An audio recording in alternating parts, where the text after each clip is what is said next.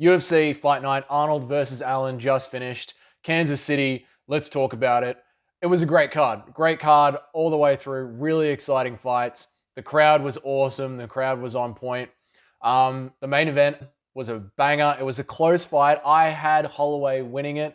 Round two was a bit of a toss-up, but Holloway really put his foot down. Round one, round three, round four. Arnold Allen had a very good start to round five, but Max ended up dropping him in that last exchange, I think, and really ended up winning him the round. So all in all, I agree with the scorecards.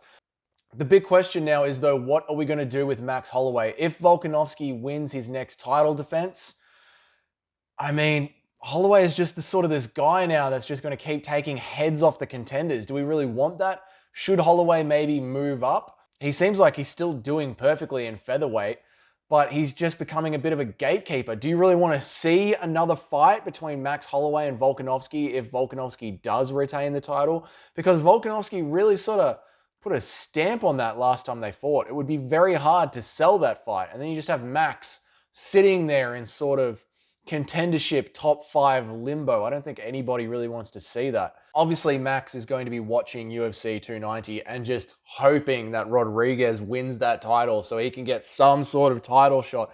Even though it might be one of those fights where Volkanovski deserves to fight again and win his belt back. He's been one of those dominant champions that have sort of put himself in the contention for, even if I lose, I got one up my sleeve, which is crazy that seems to be the way the sport is going, but here we are. Obviously, it will not be very good news for Max Holloway if Volkanovski wins. Max is probably going to have to move up and take on someone like Charles Oliveira. But the problem with that is Volkanovski has already said that he wants to move up again after he defends his title at UFC 290. So are you going to have Max Holloway and Alexander Volkanovski just being two champions?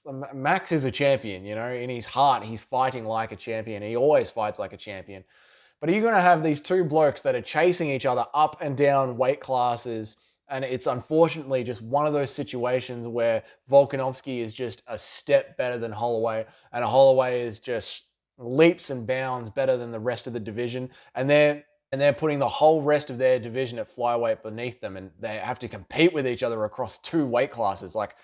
That is crazy. That is crazy that could be the situation that we're in. And it's very possible that is the situation that we're heading to if Volkanovski wins UFC 290, which I think he will.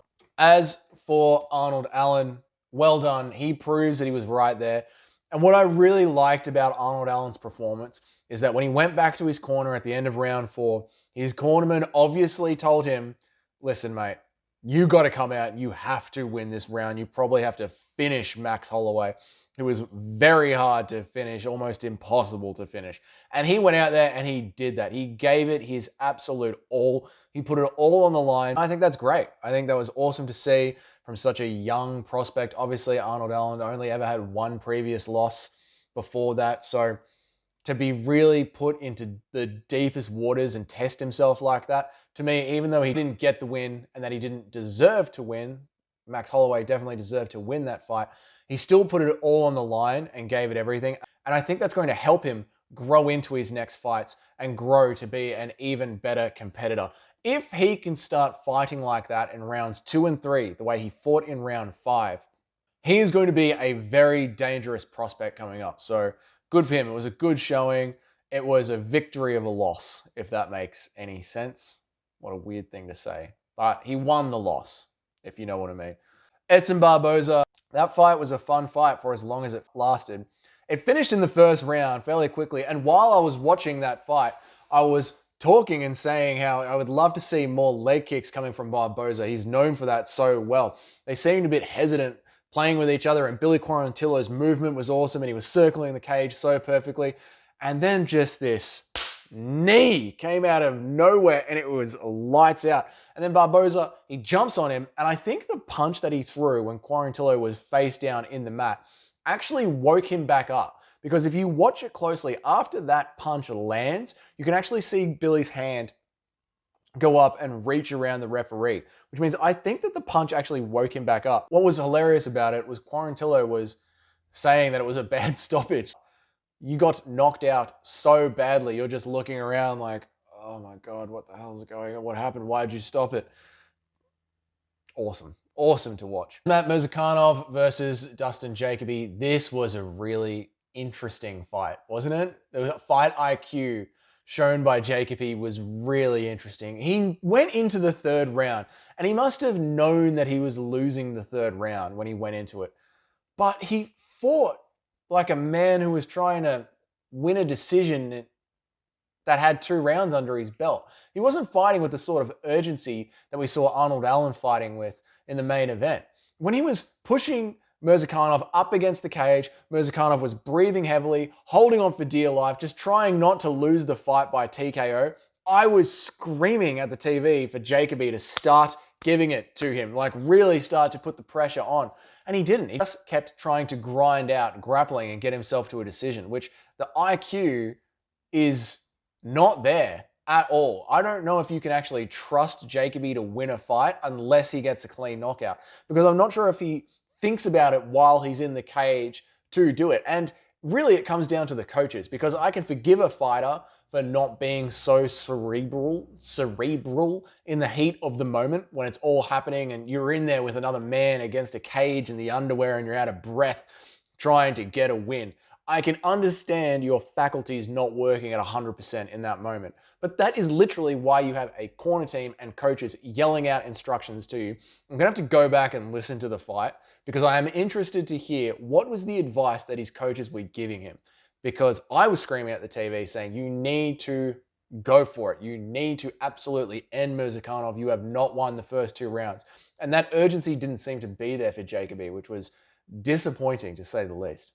As for the rest of the card, what were some of my other highlights? I've got to say the retirement between Herman and Cummings was like a really weirdly sweet MMA moment. The way that they both ended their careers together and walked out of the cage together and just had that moment was really, really nice.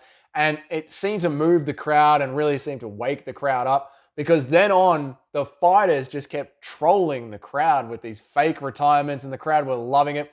The whole thing was awesome. The crowd was on point tonight. The only time I have to say that the Kansas City fans were disappointing, it was during Chris Gutierrez versus Pedro Mundos. The crowd were booing and turning their torchlights on and waving them in the back. I think because there had been 3 or 4 fights before that were messy, scraps. The fighters were trolling them and were having fun with them. And the next thing you know, you're in the middle of this really technical, almost kickboxing match where they were really respecting each other's power because they were hurting each other. And towards the 3rd round, it was so close and so hardly fought that they were really picking their shots with each other. And as a fan watching it on this side of the screen, it was very, very fun to watch. But I can imagine when you're actually in the arena, a couple of beers deep after watching 4 wars, that probably looked like the most boring fight in the world. So I can forgive the crowd for booing during it, but if you actually go back and rewatch that fight, it was a very technical and very fun fight. I have to say, overall, UFC Fight Night, Holloway versus Allen was an amazing card. I'm definitely going to go back and watch it. It was so much fun. It was a better card than what we're going to get for the next 2 pay-per-views. So they really got to bloody work on those next 2 pay-per-views, because if you can just give us one of these sort of fight nights, you can't charge money for UFC 288 and 289. You can't charge money for that. That's like insulting to anyone who actually buys that card. What are you doing? Anyway, they're my thoughts on Allen versus Holloway. They're my thoughts on the entire card. I would love to hear from you guys.